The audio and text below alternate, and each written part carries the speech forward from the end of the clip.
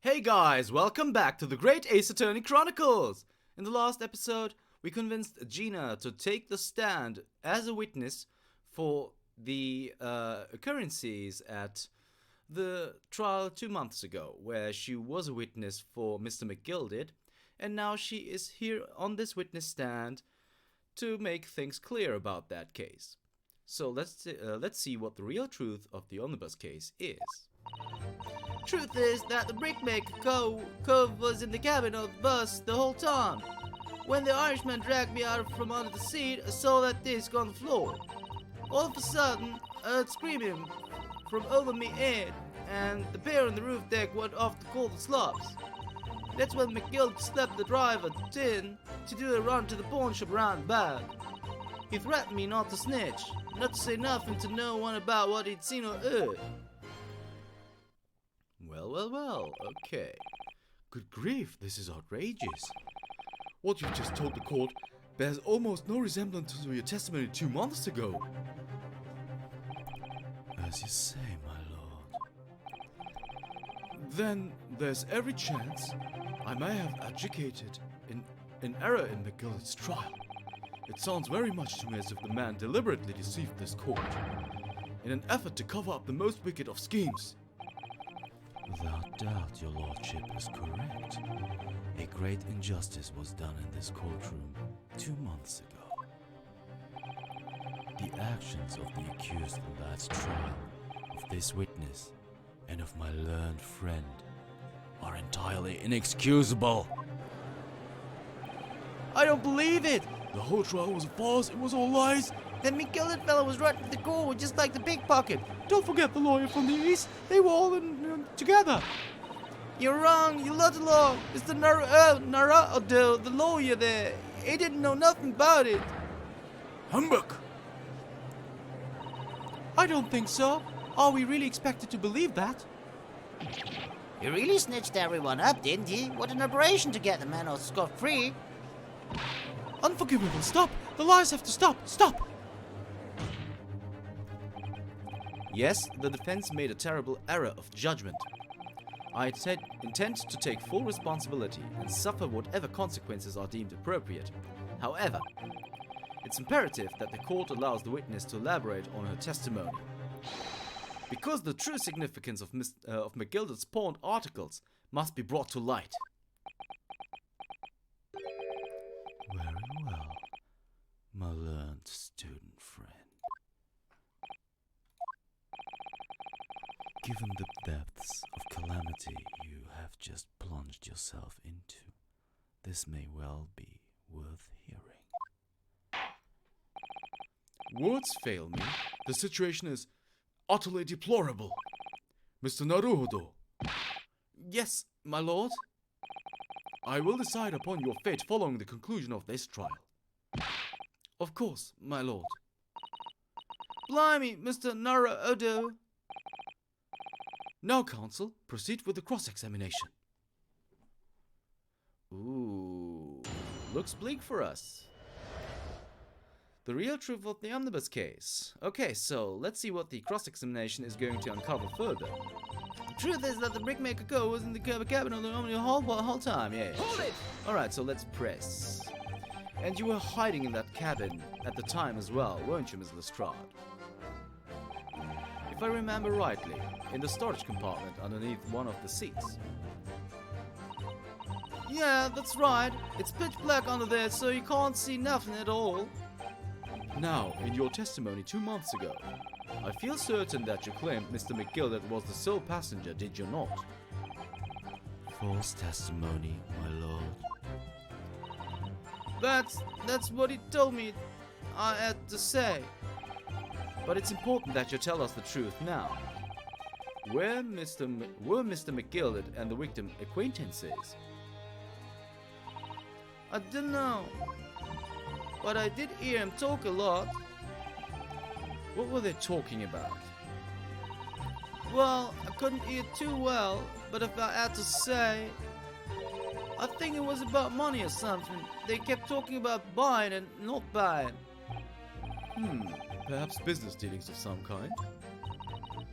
Well, anyway, they got louder and louder. It started to sound like a proper fight. I was pretty scared by then. I hardly dared to breathe. And then, all of a sudden, I heard a noise like someone keeling over on the floor. It was blue and loud and all. And I believe you let out an involuntary scream. Yeah, that's what gave me away. When the Irishman dragged me out from under the seat, I saw the disc on the floor. Hold it! Was the disc you saw this disc? Yeah, I reckon it probably was. It was right next to the curve lying on the floor. Could this disc have belonged to the victim, perhaps? I don't know, but McGill picked it up pretty smartish. And then he set the curve with the knife in his belly up on the seat. What did he say to you at that time? He told me not to say a word about what I'd seen or heard to no one, about the disc and all. I was dead scared. The way he was looking at me, I thought, if I didn't go along with it, I'd get stuck with that knife too. Then he started asking me a lot of questions, like what my name was and where I lived and at. He asked me about being a diver too. But after a while, what had happened in the carriage was noticed. Yeah, that's right. First there was a kind of rapid noise. All of a sudden I heard a scream from over my head, and the pair on the roof deck went off to call the slobs. Hold it! There were two gentlemen occupying the seats on the roof deck, I believe. That's right. They must have looked down through the skylight and noticed the curve with knife in its guts. When they screamed, the driver pulled up the horses and McGill got me out of sight. Out of sight? Where? Back on the sea where I started off. Once the carriage came to an halt, the two calves from the roof ran off to fetch the slops. If they immediately left to fetch the police, it would appear they were entirely unrelated to the incident. So that left McGilded, the driver, and you still at the scene. Yeah, only the driver didn't know I was there because it was under the seat. I heard the cabin door open and a voice from outside. The driver, yes, he also testified in that trial, I believe. A fellow who went by the name of Beppo, if memory serves. What did McGilded and the driver say to each other? I don't know what happened and stuff like that mainly. That's when McGill slipped the driver something to do a run to the pawn shop roundabout. Hold it! That pawn shop obviously being Winnie Banks on Baker Street. Just a moment, Consul. Do you mean to tell me that the driver gave false testimony in that trial as well? Perhaps the excursion to the pawnbrokery slipped his mind when he was in the stand. Indeed, Lord Van Zeeks. McGill took off his coat and gave it to the driver. He folded it up all carefully like before, handing it over. When I saw him do that, I remember thinking, that coat and what's in it is gonna be worth a few bucks. Yes, Gina was sure that the disc must be worth more than Mr. Windybank was suggesting, wasn't she? I remember her quibbling with him over the price that afternoon at the pawnbrokery. The driver looked pretty happy when McGilda flashed some brass in his face. He went running off at a lick. Then he bog-trotted, called me and told me to come out from the drag's cabin. He threatened me not to snitch, not to say nothing to no one about what I'd seen or heard. Hold it! Threatened you? How exactly? Told me I'd only be able to scarp if I did exactly what he said. Which included giving false testimony in court 2 months ago. Yeah, that's it. And there was on the other thing he said. Which was?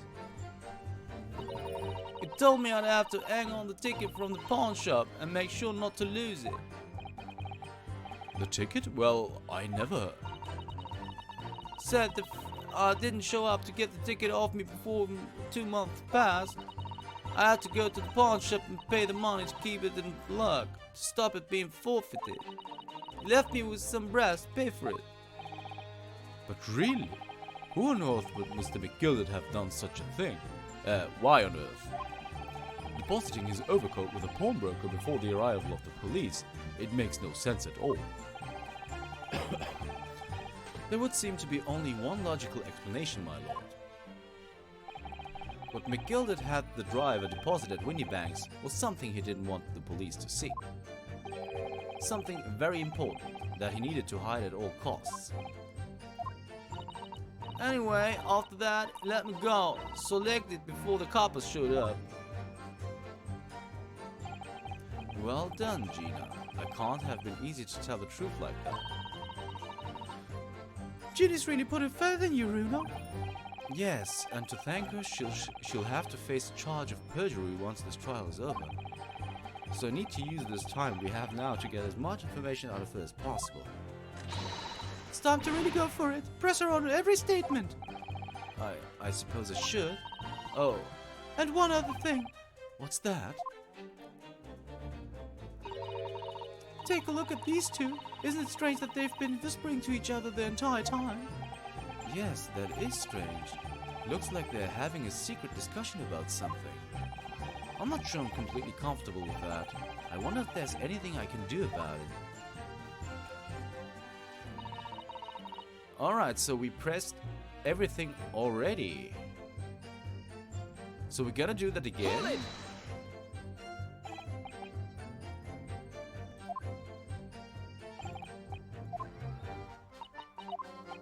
So we have seen everything already.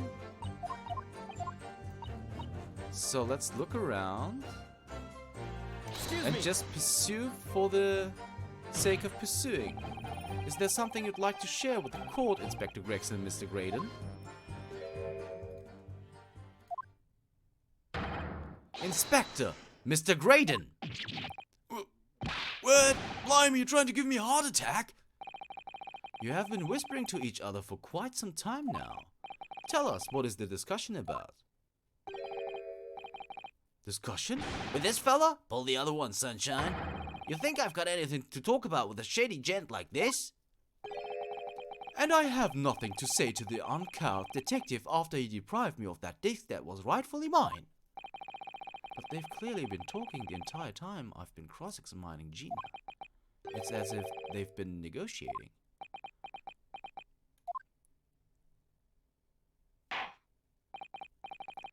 Thank you, Miss Lestrade. Thank you, Counsel. I've heard enough.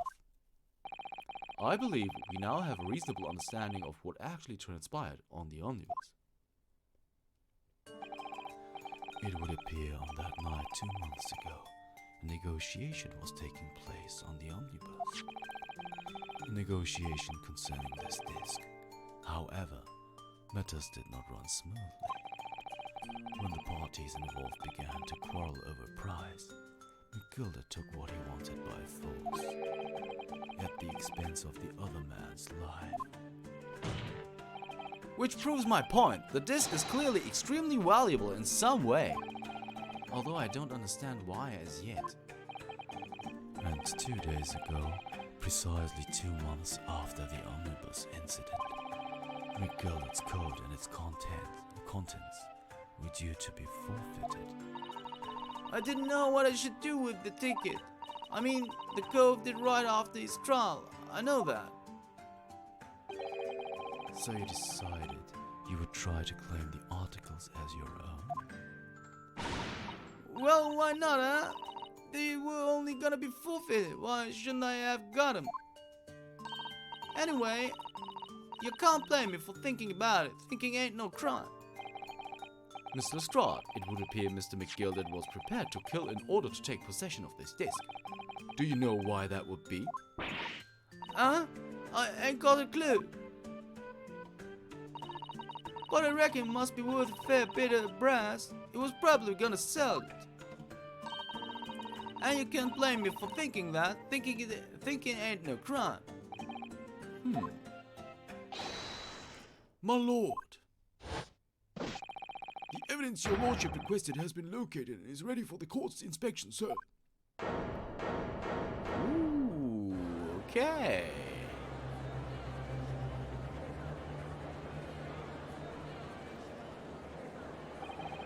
The mysterious little box deposited by McGilded 2 months ago. There's no doubt in my mind that it's a key piece in this far-reaching puzzle.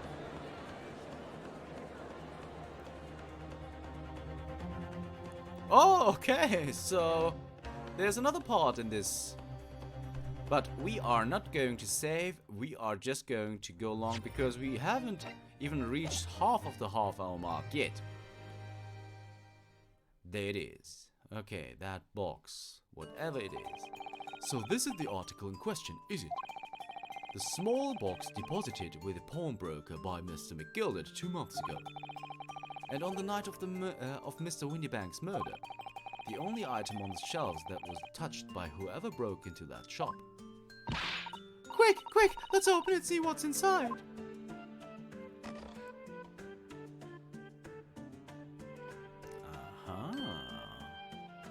So this is a music box.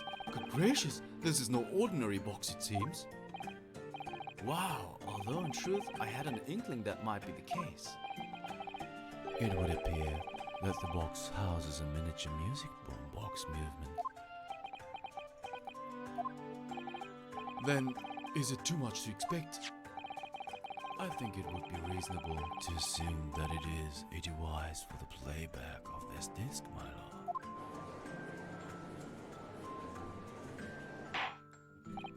So, here we have the means to play back Mr. McGilded's disc, deposited at Windybank's at much the same time. Not strictly correct, my lord. It was not McGilded's disc. It was the disc of this victim in the omnibus. But why, for heaven's sake? Are we to understand that the brickmaker was trying to sell this music box disc to Mr. McGilded?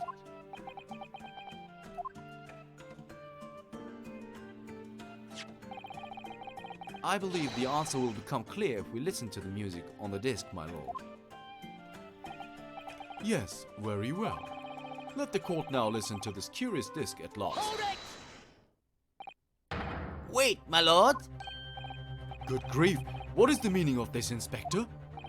The music box and the disc are, well, they're unrelated to the case.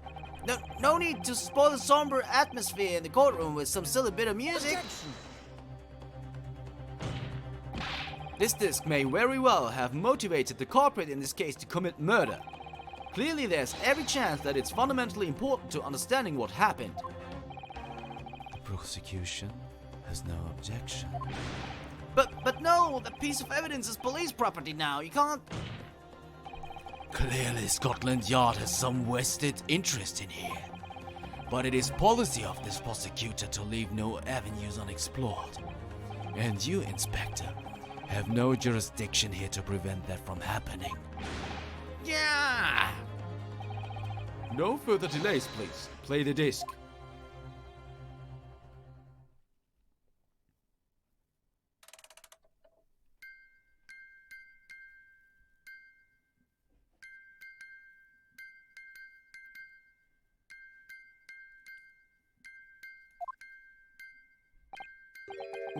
What on earth? That's certainly not what I would call music. No. It's just the same note playing over and over again in an irregular sequence.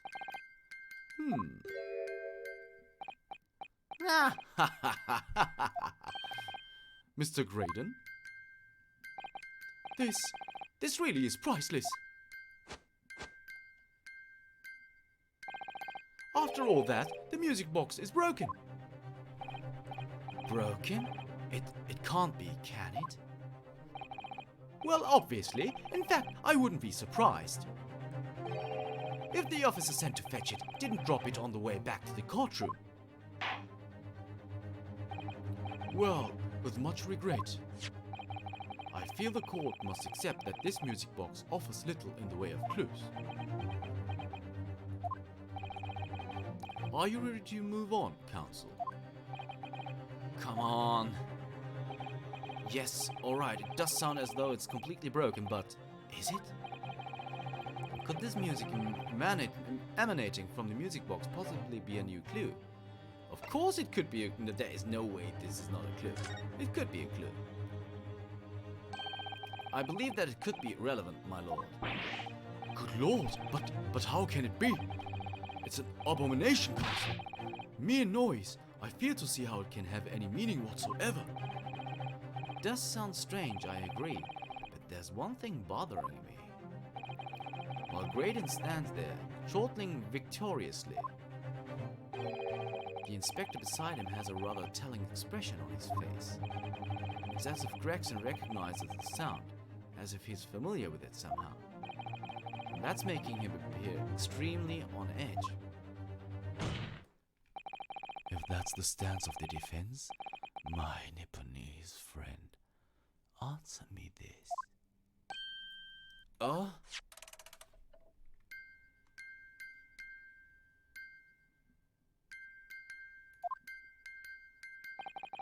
Just what relevance do you propose this woeful chiming has on this case? It's the defense's belief that the sound emanating from this music box is not supposed to be music, I think, because we established already that it's not broken. It is an unusual genre of music, but I think this sounds more like a Morse code or something. That is what I think. So I'm going with not supposed to be music.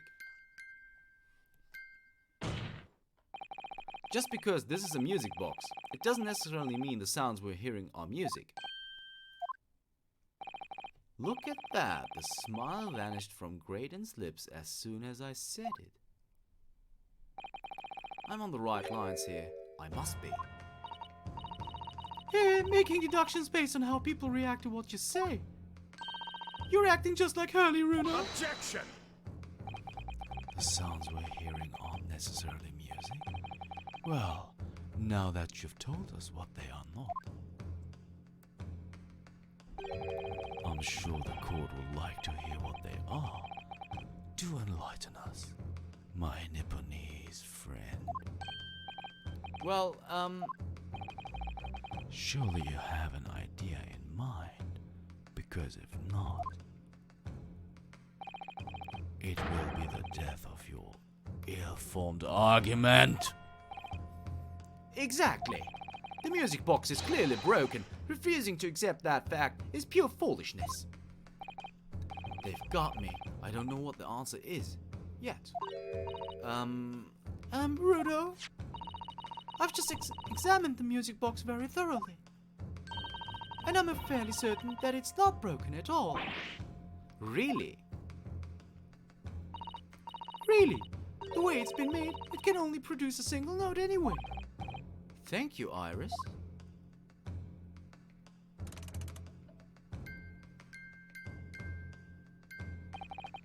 Alright, well, if the music box isn't broken, it must mean that the sounds it's producing have some significance that isn't musical.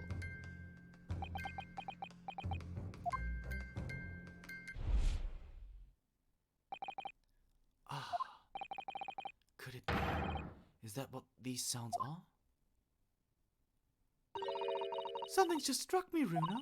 I feel like recently, in the past few hours even, I've heard another sound very much like the one this music box makes. Yes, it's a familiar sound. Actually, Iris, I was just thinking exactly the same thing. I'm going to have to press the defense for an answer. If your assertion is that the sound produced by this music box is not in fact music at all, then what the devil is it, counsel? All the evidence we've seen so far, all the testimony we've heard, it's all pointing to one single answer now. The prosecution demands that my learned Nipponese friend presents proof now. Tangible proof of this latest wild speculation. Alright then. This could be the best chance I'm going to get to fight back in this trial. And if I'm right, it's going to join all the dots together. The evidence that explains the true nature of the sounds of this music box disc is... Ooh, okay, we do have proof? We do have proof, huh? No. It can't be the tick. Let me examine this. Small box. No, there's nothing else. Maybe on the back? Oh, it's just a kitty cat. The representation papers. No way this is what we're looking for. Blood samples portfolio. No way. The ticket. One gentleman's overcoat. And we have a kitty cat on this one too. The Hound of Baskervilles. Those are the case notes.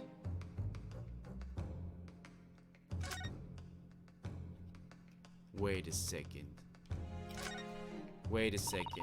There's a sensational story lower down the front page. Look! Ministry Mall. Classified secrets may have been leaked overseas from Ministry of Justice. For a 10-year-old, Iris certainly has a finger on the pulse of the world news. It's about secret communications between Great Britain and its allies. Apparently they're being intercepted by hostile nations. Communications are being intercepted. But how would somebody be doing that? That's the question, isn't it? I've come up with 3 different possible methods so far. Are you looking for a new career, Runa? No, of course not. I wonder, perhaps this is what Lord Strongheart was talking about yesterday. Yes, it could be, and it could explain why he has Grexy running from pillar to post at the moment. Is it the paper then? Can't be the autopsy report. It's not the crime scene photograph. It's not the floor plan. It's not the gun. It's not the other gun. It's not the 2 photographs. It's not the stereoscope. It's not this. It's not Sholmes' pouch. It's not the 3rd bullet. So I'm gonna go with a newspaper. Take that! Today's paper, Council? Oh, I was right! Cool! The headline is Pawnbroker perishes in picked purse plunder. Hardly supportive of your cause. No, my lord. I was hoping you'd look a little further down the page. Further down? Ministry Mall? Classified secrets may have been leaked overseas from Ministry of Justice. Yes, this is a very serious matter being investigated at the highest level, I understand. I have heard that international transmissions along supposedly secure lines are somehow being intercepted and leaked to various other countries. And presumably those transmissions are in the form of wired telegrams. Of course. Juror number 5, your input, please. Stop! Oh, me, sir? Whatever is the matter? You told the court before that you worked at the same communication station as Mr. Graydon, did you not? Yes, that's correct. And the particular station where you work deals with government communications and newspaper reports. Oh, yes, we're not your run-of-the-mill communication station at all. Our work is extremely important. Then tell me, is this not a very familiar sound?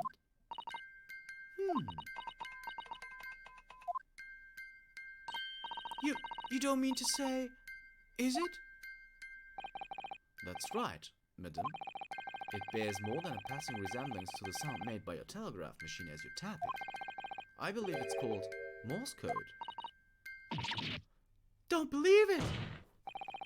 Now correct me if I'm wrong, but when it comes to leaking telegrams from government departments, there could be nobody more perfectly placed than a highly skilled communications officer. Oh, are you suggesting that the music box disc contains stolen government secrets? Sorry guys. in Morse code.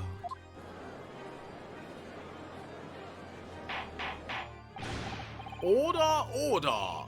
Please, everyone, order! But this is high treason, Council, deserving of capital punishment. Too much new vocabulary. That is what is treason and what is capital punishment.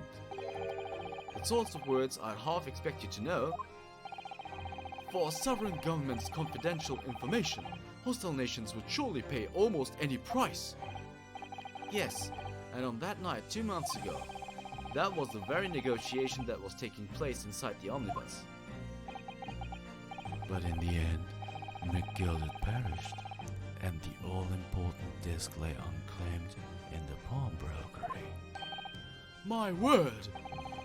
In which case, whoever stole that information in the first place must surely have been beside himself with worry. Because if the disc were to be discovered before it found its way out of the country, it would reveal an act of high treason punishable by death. So the culprit had no choice but to retrieve it, and in order to do that, he would have to gain entry to the pawnbroker illegally in the middle of the night.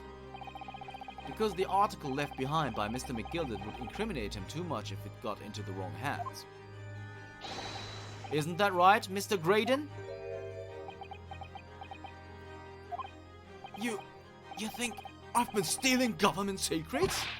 Preposterous! Absolutely preposterous! So, in response to the defense's accusations, you claim complete innocence, do you? Well, of course I do! I've had to stand here in silence while the pretentious foreign lawyer has been prattling away. Objection! Then, by all means, counter the charges, sir.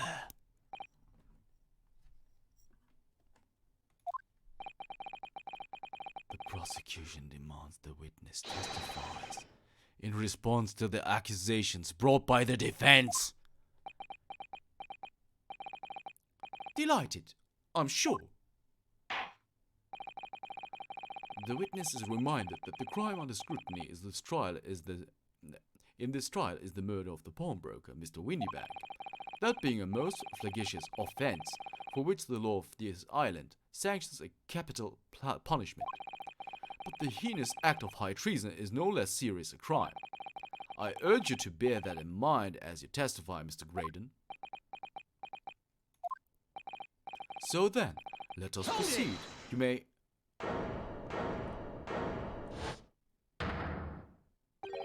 You gotta let us have a rabbit on pork here, Governor. We've got things to say. I beg your pardon? Who do you think you are? Name's Nash Skulkin. Occupation is professional baddie. Name's Ringo Skulkin, but we ain't baddies enough to sell out our motherland.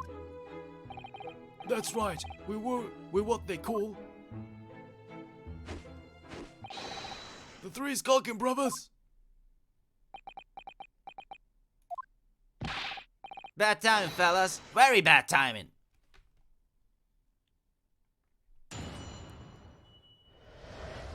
Well, Graydon's counter. But guys, we have breached the half-hour mark, at least a little. And if you want to know how this guy is going to counter our argument, you'll have to tune in next time for the Great Ace Attorney Chronicles. See you then.